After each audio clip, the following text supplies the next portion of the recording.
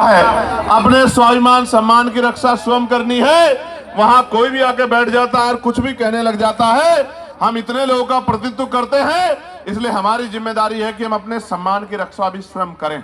इसलिए मैं चैलेंज करता हूं कि जिनका भी प्रतिनिधित्व लोकसभा में है, उस पार्टी का कोई भी राष्ट्रीय अध्यक्ष यूजीसी के विषय पे हमसे डिबेट करे, और जो कमजोर वर्गों के विषय उन पे डिबेट करे, मुसलमानों के विषय पे डिबेट करे, ईसाइयों के विषय पे डिबेट करे, सिखों के विषय पे डिबेट करे, बौद्धिस्टों के विषय पे डिबेट करे, कर्मचारियों के विषय पे डिबेट करे, किसानों के विषय पर डिबेट करे, दलितों पिछड़ों के हक अधिकारों के विषय पर डिबेट करे, तो हम उनको जवाब देके बताएंगे कि हम जमीन से आए हैं, किसी नेता के पोते बेटे पोती बेटी नहीं है। हमें जमीन का पता है कि आज हालात क्या हैं और लंबे समय से हालात क्या थे।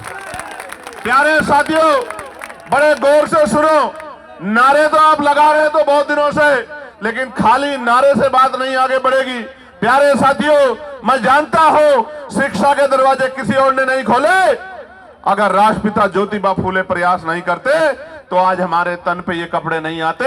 अगर शिक्षा में सबसे बड़ा योगदान किसने दिया है तो राष्ट्रपिता ज्योतिबा फूले ने दिया है, मां सावित्रीबाई फूले ने दिया है, मां फातिमा शेख ने दिया। प्यारे साथियों, इस देश में जिस आरक्षण को रोज बुरा भला कहा जाता है, हालांकि किसी की हैसियत नहीं है बुरा भला कहने की, क्योंकि जब आप ये कहते हैं, जब आप एक उंगली किसी की तरफ उठाते तो 4 उंगली आपकी तरफ भी जाती है। 3 उंगली एक अंगूठे का रुख भी आपकी तरफ होता है, जो आपको ये बताता है कि एक बार अपने गिरबान में भी झांकिए। जो लोग 10% आर्थिक आधार पर आरक्षण लेते हैं, संविधान के विरोध में जो आया है, वो भी आरक्षण पे सवाल खड़ा कर सकते। किस आधार पे? किस आधार पे? जो लोग सदियों से आरक्षण का लाभ लेते आ रहे हैं, तमाम संस्थानों पे काबिज हैं, जिन्होंने कमजोर वर्गों के लोगों को उनकी दुख तकलीफों के बाद, उनके भूखे पेट के बाद, जब उनकी बच्चों को तन ढकने का अधिकार नहीं था, जिन्होंने उनके आंसुओं के बाद भी, जिनके मुंह से एक शब्द भी हाय का भी नहीं निकला कि इनके साथ गलत हो रहा है, वो हमसे सवाल कर रहे हैं। नहीं, आपको कोई अधिकार नहीं सवाल करने का। अगर सवाल करना चाहते हैं तो अपने अंदर पैदा करिए कि आपके अंदर न्याय की क्षमता है, आप न्यायप्रिय हैं, पहले साबित करिए, फिर आके सवाल कीजिए, हम आपके सारे सवालों का जवाब देंगे। प्यारे साथियों, आरक्षण क्या जाति के आधार पर मिलता है? आरक्षण क्षेत्र के आधार पर भी मिलता है। आप जाके देखो, जम्मू कश्मीर में आरक्षण क्षेत्र के आधार पर मिलता है। आप जाके देखो हिमाचल में आरक्षण क्षेत्र के आधार पर मिलता है। आप जाके देखो उत्तराखंड में आरक्षण क्षेत्र के आधार पर मिलता है। कौन कहता है जाति के आधार पर मिलता है? आरक्षण उनको मिलता है जो पीछे रह गए हैं, जिनका प्रतिनिधित्व कम है। और इस देश का मैं गारंटी से कहता हूं, कास्ट सेंसस करा के आप लोग डेटा उठा के लाइए, आइए डिबेट कीजिए और बताइए आपकी संख्या कम है। मैं गारंटी देता हूं, मैं चंद्रशेखर आजाद जो लोकसभा का सदस्य है और आजाद समाज पार्टी भी मानवीय कार्यकर्ता, मैं वचन दे कहता हूं, अगर किसी विभाग में आपका आरक्षण कम हुआ, चाहे वो विधानसभा हो या लोकसभा हो या कोई भी विभाग हो, अगर आपका आरक्षण, आपका प्रतिनिधित्व कम हुआ, मैं वचन देकर कहता हूं कि दलित पिछड़ों की लड़ाई को पीछे छोड़ के पहले आपकी लड़ाई लड़ने का काम करेंगे। इस बात का मैं आपको विश्वास दिलाता हूं। मैं संविधान को मानने वाला व्यक्ति हूं, न्यायप्रिय व्यक्ति हूं, इसलिए आपसे कह रहा हूं। तो मगर सच का सामना तो करना ही पड़ेगा। इस देश में अगर आरक्षण आया सबसे पहले तो 1902 में आया, जिसको छत्रपति साहू जी महाराज ने लागू किया, किसी और ने लागू नहीं किया। कुर्मी वंश के छत्रपति साहू जी महाराज ने लागू किया। उससे पहले तमाम न्यायप्रिय लोगों पे था अवसर, उन्होंने लागू नहीं किया। इस देश में अगर वोटिंग राइट मिला, इस देश के बहुसंख्यक लोगों को, बालुग लोगों को वयस्क मताधिकार मिला, सार्वभौमिक मताधिकार मिला, इसका श्रेय अगर किसी को जाता है तो वो बाबा साहब अम्बेडकर को जाता है। आपको इतिहास पढ़ना चाहिए। 1919 से पहले इस देश में बहुत कम % लोग वोट करते थे। मोंटेगो चेमफोर्ड सुधार समिति बनी और सुधार समिति ने नए पैमाने तय किए कि वोट देने का अधिकार उनको मिले जो जमींदार हैं, जो भूमि जिनके पास बड़ी संख्या में है, जो लगान देते हैं, जो टैक्स देते हैं, जो बहुत पढ़े लिखे हैं, जो पूंजीपति हैं, जिन पे व्यापार है। आप इतिहास उठा के देखो, जिन्होंने आंख ही या जिनको अपने अधिकारों का पता ही संविधान के आने के बाद लगा है, उनकी संख्या कितनी रही होगी, आप इस बात को महसूस करके देखें। तो इसलिए मैं कह रहा हूं कि कुछ भी मांगने से नहीं मिला है। भारत ऐसा देश है जहां बाबा साहब अम्बेडकर ने जिस तरह आज हम इकट्ठा हुए, बहिष्कृत हितकारिणी महासभा के बैनर तले ज्ञापन दिया, उस ज्ञापन के बाद साइमन कमीशन भारत आया और साइमन कमीशन जब भारत आया उनकी रिपोर्टों के आधार पर गोलमेज कॉन्फ्रेंस हुई और तीनों गोलमेज कॉन्फ्रेंस के बाद बाबा साहब अंबेडकर ने यह सुनिश्चित करवाया कि कमजोर वर्गों के लोगों को भी वोट का अधिकार मिलना चाहिए। तब इस देश में, और आपको जान के खुशी होगी कि न्यायप्रिय चरित्र किसे कहते हैं, कि भारत पहला ऐसा देश है कि संविधान के लागू होने के साथ देश की महिलाओं को और गरीब और अमीर तमाम तबकों के लोगों को वोटिंग राइट मिलने का काम हुआ। ये काम अमेरिका नहीं कर पाया, ये काम जर्मनी नहीं कर पाया, ये काम यूरोपियन कंट्री नहीं कर पाई, ये काम इंग्लैंड नहीं कर पाया। ये काम अगर किसने किया कि महिलाओं को बराबर का अधिकार मिले, तो ये भारतीय संविधान में बाबा साहब अंबेडकर ने किया। हिंदू कोड बिल पे इस्तीफा दिया जब महिलाओं को उनके अधिकार नहीं दिला पाए, पिछड़ों को उनके अधिकार नहीं दिला पाए। इसलिए हम तो लंबे समय से उपेक्षाओं से लड़ रहे हैं। मैं ये बात आपको क्यों बता रहा हूं, जब हम चारों तरफ देखते हैं तो मानना रामसु वर्मा दिखाई देते हैं, संत राम बी प्रजापति दिखाई देते हैं, मान्यवर काशी राम साहब दिखाई देते हैं, मान्यवर दीना भाना वाल्मीकि साहब दिखाई देते हैं। जब हम चारों तरफ देखते हैं संत गाडगे जी महाराज दिखाई देते हैं, नारायणा गुरु दिखाई देते हैं। जब हम चारों तरफ देखते हैं बाबू सिंह दयाल चौरसिया दिखाई देते हैं, परमानंद लोधी जी दिखाई देते हैं, अवंतिका बाई लोधी जी दिखाई देती हैं, जलकारी बाई दिखाई देती है, तमाम हमारे महापुरुष और वीरांगनाएं दिखाई देती हैं। ये सब कौन है? इन्होंने हमारी बस्ती में जन्म नहीं लिया, इन्होंने हमारे जिले में जन्म नहीं लिया, इन्होंने हमारे प्रदेश में जन्म नहीं लिया, मगर हम अपने माँ बाप से ज्यादा इनका सम्मान करते हैं और इनके सम्मान पे खून की बूंद बूंद लगा सकते हैं। उसका कारण क्या है आप जानिए। उनका कारण यह है कि इन महापुरुषों ने अपने बच्चों को भी पीछे छोड़ दिया, इन्होंने हमारे लिए अपना पूरा जीवन जिया। इनकी वजह से आज हमें अधिकार मिले। इसका मैं उदाहरण बताता हूं। बाबा साहब अंबेडकर ने अपने जीवन में 3 लोगों को गुरु माना। धार्मिक गुरु उन्होंने, न्यायिक गुरु के तौर पे उन्होंने महामानव तथागत बुद्ध को अपना गुरु माना, शिक्षा के क्षेत्र में उन्होंने राष्ट्रपिता ज्योतिबा फुले को अपना गुरु माना, और अंधविश्वास पाखंडवाद को यानी कि विज्ञानवाद के तर्क के आधार पर बात करने के लिए उन्होंने गुरु कबीर जी को अपना गुरु माना। आप समझो, बाबा साहब ने राष्ट्रपिता ज्योतिबा फुले को गुरु माना, उनके दिखाए रास्ते पे चले, साहू जी महाराज के रास्ते पे चले। इसी वजह से वो सामाजिक न्याय की बात को मजबूती से रख पाए। कहां थे लोग जब इस देश में स्तन टैक्स लिया जाता था? कहां थे लोग इस देश में जब विधवा विवाह रोका गया था? कहां थे जब सती प्रथाएं होती थी? कौन खड़ा था इस बात को लड़ने के लिए जब महिलाओं को जिंदा जला दिया जाता था? वही महापुरुष खड़े थे जो समझते थे कि हर व्यक्ति के जीवन का मूल्य क्या है। प्यारे साथियों, बात मैं आपको क्यों बता रहा हूं कि हमारी पार्टी के नेता ये बात कह रहे थे कि भाई चंद्रशेखर आजाद पिछड़े वर्ग के लिए मैदान में आए, कोई नहीं आता। मैं उनको कहना चाहता हूं कि आप पिछड़े नहीं हैं, आप हमारे भाई हैं, हमसे बिछड़े हुए हैं। आप पिछड़े नहीं हैं, हम सब लोग पिछड़े हैं। आप हमारा परिवार हो, हमारे भाई हो, बस बिछड़े हुए हो, उन बिछड़ों को इकट्ठा करने के लिए हम लोग निकले। और आप ही नहीं, हर पीढ़ी शोषित वंचित किसान कमेरा, वो चाहे बौद्ध हो, सिख हो, सामान्य जाति का भी कोई गरीब है, शोषित है, उसको भी हमारा अपना है, उसके लिए भी हम लोग खड़े। मुस्लिम समाज के लोग, क्या हालत आज अपने देश में देखा? मजारें गिर रही हैं, खानकाएं तोड़ी जा रही हैं, मस्जिदों में बुलडोजर चल रहा है। और अयोध्या में क्या हुआ? जिस व्यक्ति पे आरोप लगा के उसका घर तोड़ दिया, उसको बंद रखा, कोर्ट ने उसको बरी कर दिया। अगर हिम्मत है तो मुख्यमंत्री माफी मांगे अपनी बात के लिए, जो बात उन्होंने असेंबली में खड़े होकर कही थी कि इस धर्म के लोग गुंडागर्दी करते हैं। मैं आपको बताना चाहता हूं कि सब लोग पीड़ित हैं, सब लोग पिस रहे हैं। अभी एक नौजवान साथी मुझसे मिला, मुझसे कहने लगा भैया हमारा विषय उठाना।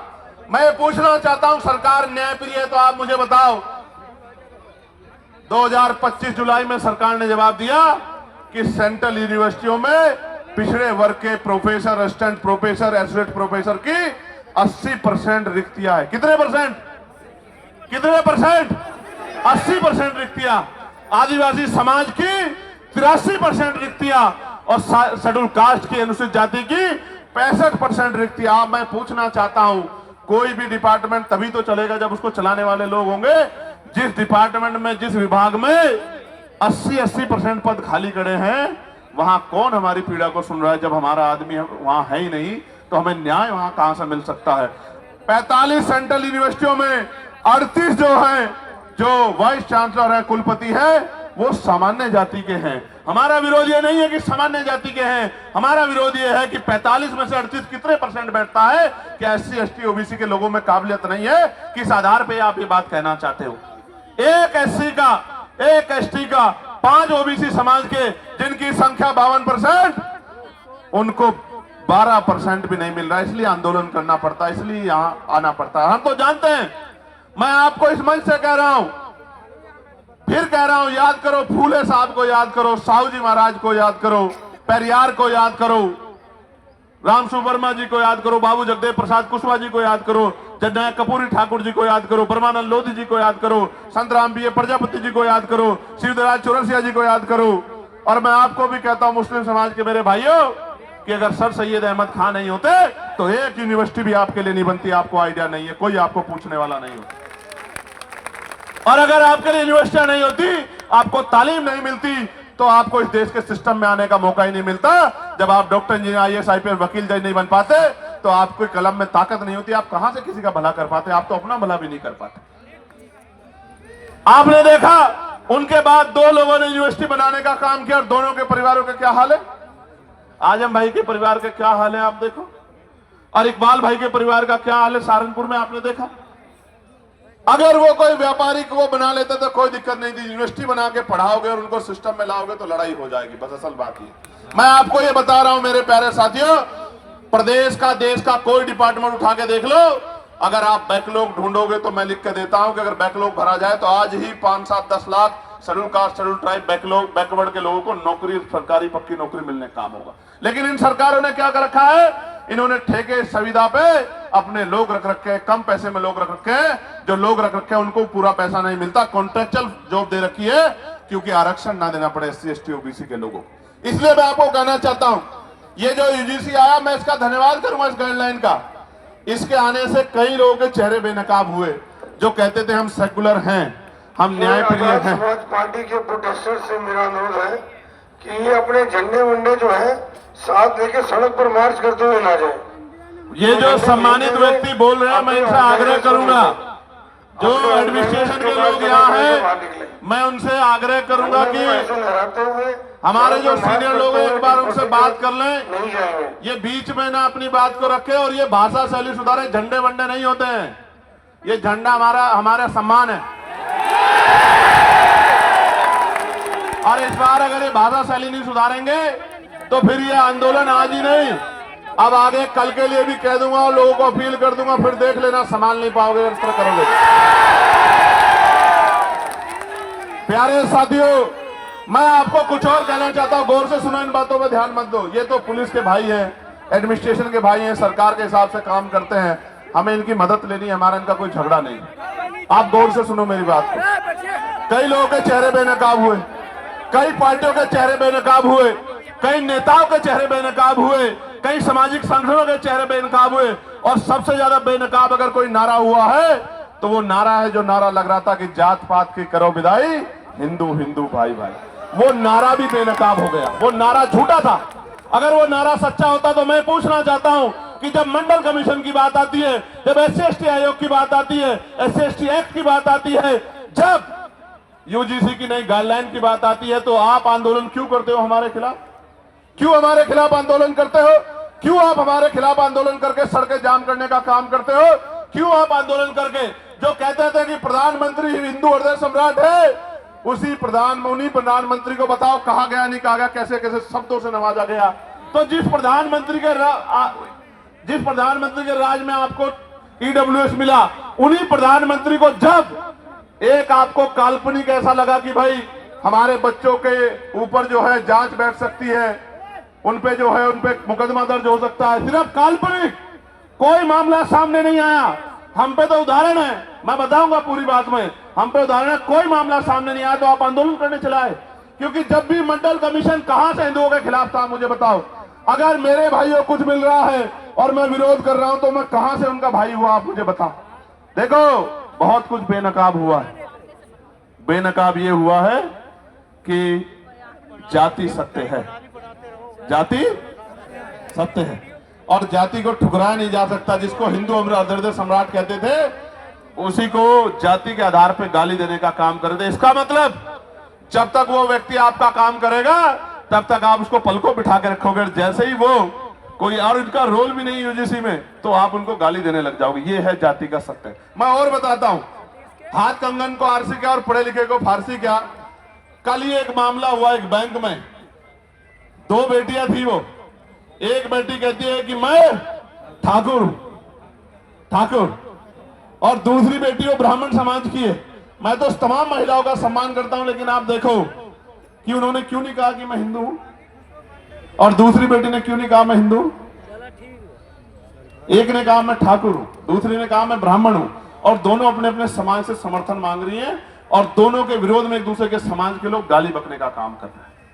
इसलिए मैं आपको बता रहा हूं कि वर्ग की बात ही नहीं है, ये बात जातियों तक जाती है जब आपके अधिकारों पे हमला होता है। और सबसे बड़ी बात देखो, जिनके बच्चों को जो बच्चे मर रहे हैं जिनके, क्योंकि 118% की वृद्धि हुई अपराध में। ये मैं नहीं कह रहा हूं, ये सरकार के आंकड़े कह रहे हैं, एजेंसियों के आंकड़े कह रहे हैं।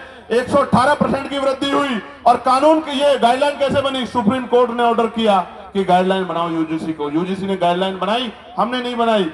और उस गाइडलाइन में जैसे ही पिछड़े वर्ग के लोगों को जोड़ा, क्योंकि गाइडलाइन तो 2012 में ही बनी थी, 2012 में बनी थी, लेकिन जैसे ही पिछड़े वर्ग के लोगों को जोड़ा तत्काल विरोध शुरू हो गया। मैं आपको बताना चाहता हूं कि इस नारे के पीछे अगर कुछ है तो वो पिछड़े वर्ग के लोगों का विरोध है। इस बात को मेरी आप याद रखना।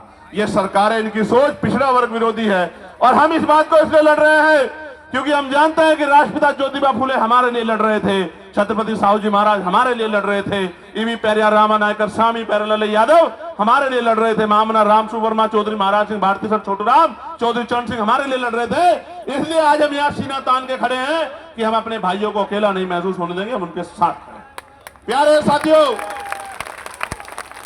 यूजीसी की बात हुई है, मैं पूछना चाहता हूं कोई ऐसा प्रोटेस्ट बताओ जो यूजीसी के विरोध में हुआ हो और पुलिस ने उन पे लाठी चलाई हो। कोई एक विरोध आप मुझे बताओ पूरे देश के अंदर, या उनको पकड़ के खींचा हो, या उनके कार्यक्रम में इस तरह से माइक उठा के बीच बीच में कहा हो कि भाई आपके लोग कम है, आपके लोग ज्यादा, कभी हुआ क्या?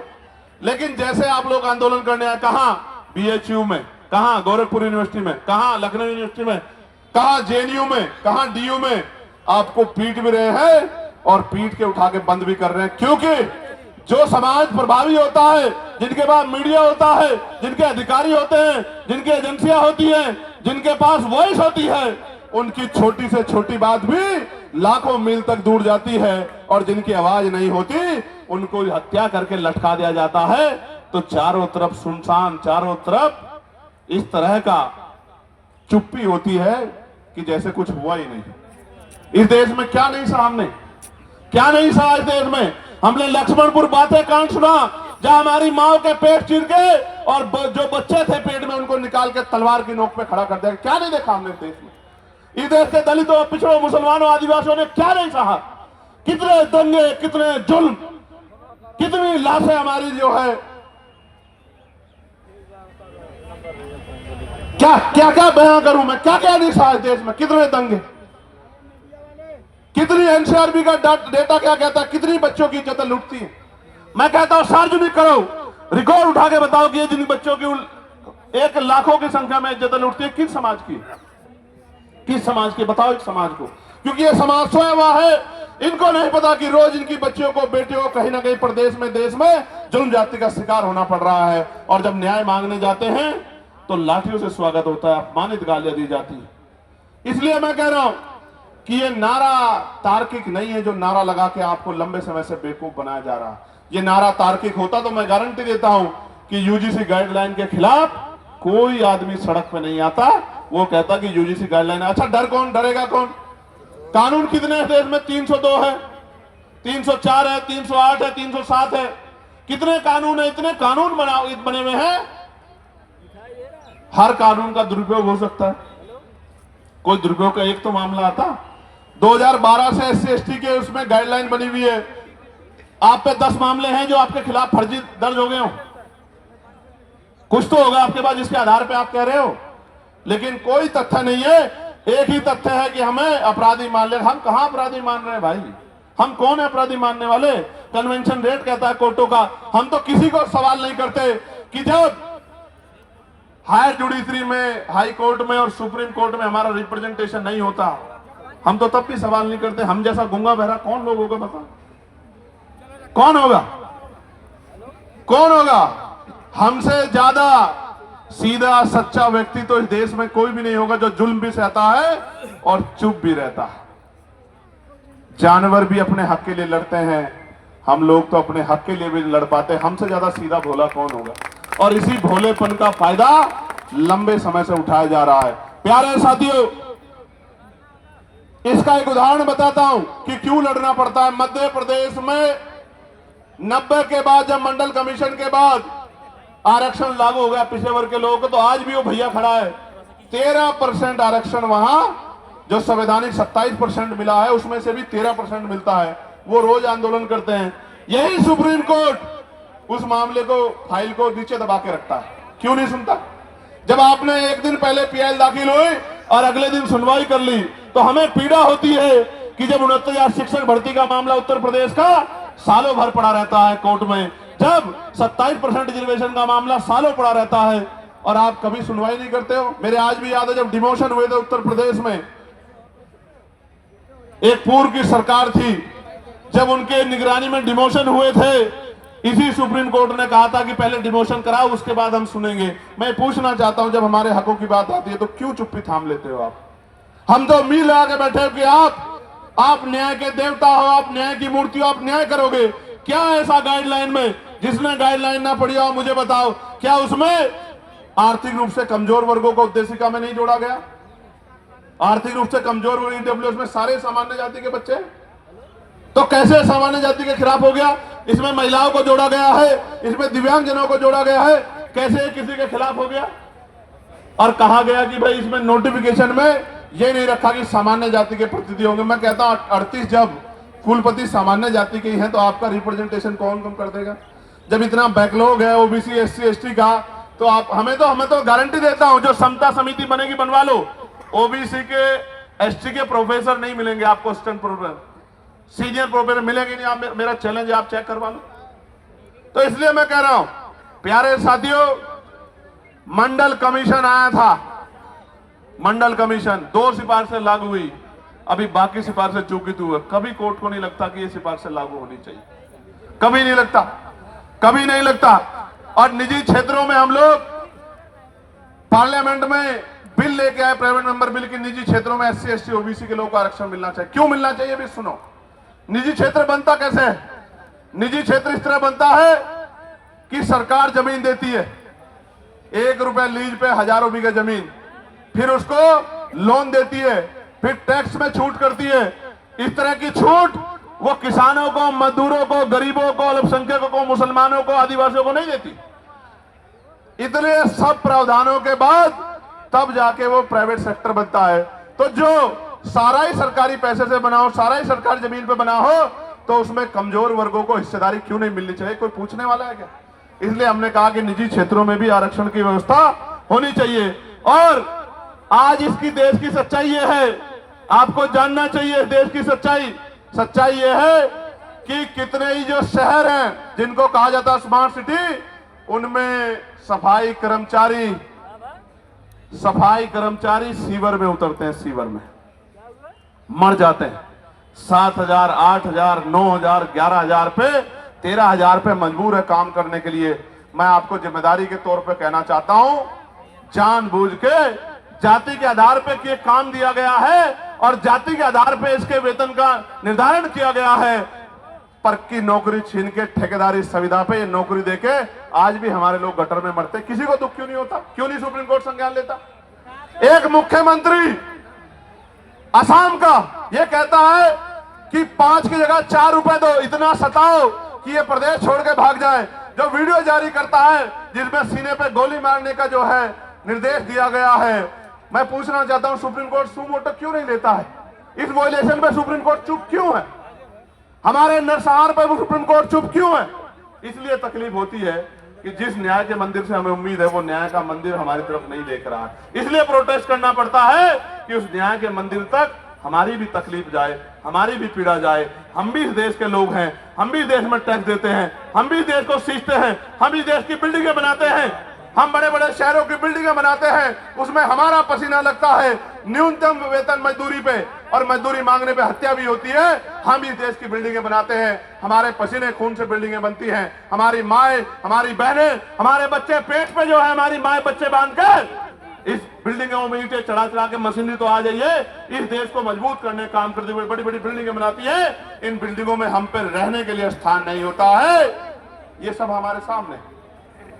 सरकार कहती है हम प्रधानमंत्री आवास योजना चला रहे हैं, लेकिन आप देखो हल्द्वानी में कैसे बसे बसाए लोगों को उजाड़ने का काम किया जा रहा है। इसलिए दर्द होता है कि चारों तरफ हमें कोई सुनने वाला नहीं। प्यारे साथियों, मैं कर्मचारियों की पीड़ा को समझता हूं, ठेकेदारी सुविधा पर जिस तरह उनको लूटा जा रहा, मैं इस बात को समझता हूं। मैंने कहा कि जो भूमिहीन कमजोर हैं, जिनको पट्टे दिए गए थे दलित पिछड़े वर्ग के लोगों को, वो सारे पट्टे छीनने का काम सरकारें कर रही है, गुंडागर्दी कर रही है, भूमाफिया कर रहे हैं। लेकिन सुप्रीम कोर्ट संज्ञान नहीं लेता, और अगर फाइल जाएगी, और मैं दूसरों की नहीं कहता, मैं अपने मामलों को जो अन्याय मेरे साथ हुआ इनको लेकर सुप्रीम कोर्ट जाऊंगा। आप देखना कितने कितने दिन बाद फाइलों पे मौका मिलेगा, आप निर्धारण करना। मैं कहा ना, प्रत्यक्ष प्रमाण की जरूरत नहीं है। मैं भी जाऊंगा सुप्रीम कोर्ट बहुत जल्दी, अगले 10 दिन के अंदर। मैं देखूंगा कि हम कमजोरों की पीड़ा को भी इस तरह सुना जाता है क्या, जब सरकार हम पे जुल्म करती है, जब सरकारें हम पे अन्याय करती है, निर्दोष होते हैं हमें जेल भेजने का काम करती है, हम पे रासुकाएं लगाती है, हमारे बच्चों को पीटने का काम करती है, हमारी हड्डियां तोड़ने का काम करती है, हमें करंट लगाने का काम करती है, तो ये सुप्रीम कोर्ट हमारी पीड़ा को भी सुनता नहीं सुनता। मैं जाऊंगा को।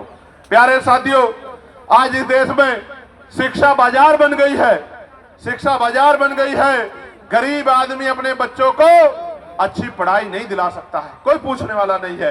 बच्चे पढ़ेंगे नहीं तो आगे कैसे जाएंगे, और जो चला जाता है वो हिंसा का शिकार हो जाता है, जातीय भेदभाव का शिकार हो जाता है। मैं दूर नहीं जाता, कहते हैं ना कि भाई उदाहरण की जरूरत पड़ती है। मीडिया के साथी यहां हैं।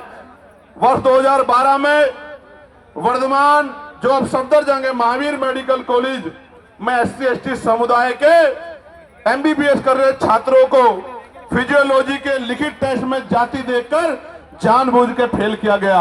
आरोप लगे, जांच हुई, और आपको जान के अचरज होगा, छात्रों की शिकायत पे जब दर्ज हुई, सरकार ने कमेटी बनाई जिसका नाम था मुंगेकर कमेटी। मुंगेकर कमेटी की जांच में पता लगा कि SC/ST के बच्चे के पेपर पे अंकित जाति देख के चुन चुन के फेल किया गया। तो हमारे मन में सवाल क्यों ना पैदा हो कि हमारे साथ कास्ट बेस्ड डिस्क्रिमिनेशन होता है। और ऐसा ही नहीं, कमेटी की रिपोर्ट पे कोर्ट ने उन छात्रों को मात्र पास ही नहीं किया, दोषियों के खिलाफ 10-10 लाख रुपए का मुआवजा देने के लिए आदेश दिए और दोषियों पे कार्रवाई की। मैं इसलिए आपसे कह रहा हूं कि होता है डिस्क्रिमिनेशन, कास्ट बेस्ड डिस्क्रिमिनेशन होता है, इसीलिए तो हम कह रहे हैं। और हमने थोड़ा ही गाइडलाइन बनाई, हमारी पीड़ा को आपने कहा सुना, सुप्रीम कोर्ट के आदेश को आपने सुन के गाइडलाइन बनाई। मैं धन्यवाद करूंगा कि उन गाइडलाइनों को हमारे पढ़े लिखे लोगों ने पढ़ा। भाई देखो, दो तरह का समाज है अभी। एक वो जो हाशिए पे गांव में रहता है, लेकिन वो मेहनत मजदूरी करके उनके पिताजी भी अपने बच्चे को यूनिवर्सिटी भेजने का काम कर रहे हैं। यूनिवर्सिटी क्यों भेज रहे हैं कि मेरी गरीबी, बेबसी, लाचारी, परेशानी, बीमारी, तकलीफों को ये मेरा बेटा पढ़ लिख के doctor, engineer, IAS, IPS professor बन के 2 रुपए कमा के सम्मान का जीवन खुद भी जिएगा, मेरी तकलीफों को भी दूर करेगा, मेरे दरिद्र को भी काटेगा। वो बच्चा पढ़ने आता है लेकिन वो उत्पीड़न का शिकार हो जाता है। और ये मैं नहीं कह रहा हूं, ये एजेंसियों की रिपोर्ट कह रही है, इसलिए इस आधार पर गाइडलाइन बनी है। प्यारे साथियों, बातें तो बहुत है कहने को, लेकिन मैं ये कह रहा हूं, ये सच है कि जहां आपकी आवाज नहीं होगी वहां सुनवाई नहीं होगी। इसलिए आपको अपनी आवाज को मजबूत करना पड़ेगा। आज इस आंदोलन का पहला चरण है, आज यहां है, कल राष्ट्रीय अध्यक्ष भीम आर्मी के नेतृत्व में भोपाल में होगा। 9 तारीख को राजस्थान में हुआ था। हम लोग इतनी चैन से नहीं बैठने वाले हैं। हमें जब मुझसे कोई पूछता है कि चंद्रशेखर भाई कैसे आए जीत के, तो मैं कहता हूं मैं नहीं आया, मेरे लोगों ने मुझे चुन के भेजा है, क्योंकि आज उनकी आवाज को उठाने वाला कोई भी नहीं है। आज उनके दर्द पे, उनकी दर्द पीड़ा पे बोलने वाला कोई नहीं है। मेरी क्या औकात थी कि मैं आ जाता लोकसभा में, मेरे लोगों ने वोट और नोट देके मुझे चुन के भेजा है। मेरी जिम्मेदारी बैठती है कि अगर उनकी तरफ आंच आए, उनकी तरफ उंगली उठे, तो मैं भी बोलूं और अपने साथ के जागरूक लोगों को भी बोलने के लिए तैयार करूं। इसलिए आज ये आंदोलन हो रहा है। प्यारे साथियों, इस देश में संविधान है, आर्टिकल 25-26 है, धार्मिक आजादी है। मैंने आज ही पार्लियामेंट में पूछा कि आप ये बताओ, तमाम त्योहारों पे आप व्यवस्था करते हो, लेकिन भगवान बुद्ध की जयंती पे, संत कबीर जी की जयंती पे, गुरु रविदास जी की जयंती पे, पेरियार जी की जयंती पे, फूले जी की जयंती पे, साहू जी की जयंती पे, तमाम जो हमारे महापुरुष हुए हैं, मुस्लिम समाज में भी हुए हैं, सिख समाज में भी हुए हैं, जैन समाज में